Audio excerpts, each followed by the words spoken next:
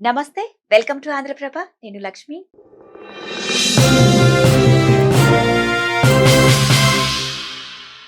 గుమ్మడికాయ గింజలు పోషక శక్తి కేంద్రం.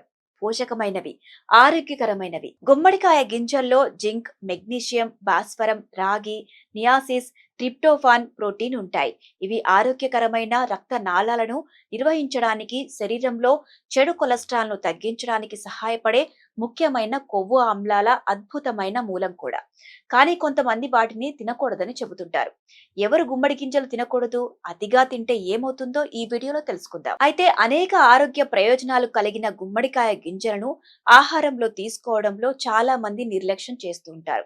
ఇందుకు గుమ్మడి గింజలు తినడం వల్ల కలిగే చాలా ఆరోగ్య ప్రయోజనాలు తెలియకపోవడమే. అయితే కొంతమందికి గుమ్మడి గింజలు తినడం వల్ల ఆలేర్ సమస్యలు తలెత్తుతాయి.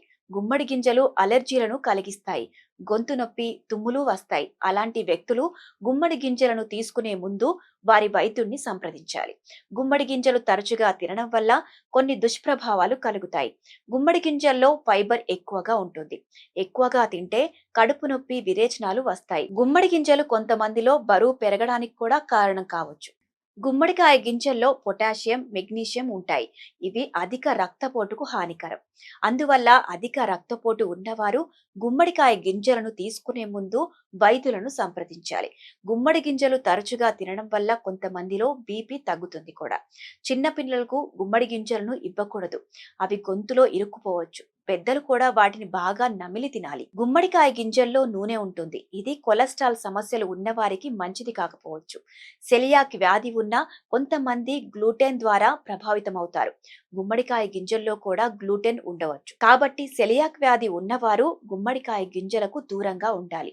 వీరు గుమ్మడికాయ గింజలను ఎక్కువగా తినకూడదు కూడా. ఎందుకంటే ఈ గింజలు క్యాలరీలు అధికంగా ఉంటాయి. ఎక్కువ మొత్తంలో తింటే వేగంగా బరువు పెరగడానికి దారితీస్తుంది. గుమ్మడి గింజలు అధికంగా తీసుకుంటే అవి విరేచనాలకు కారణమవుతాయి కూడా. కడుపు నొప్పి, తిమ్ముర్లు, ఉబ్బరం కూడా కలిగిస్తాయి.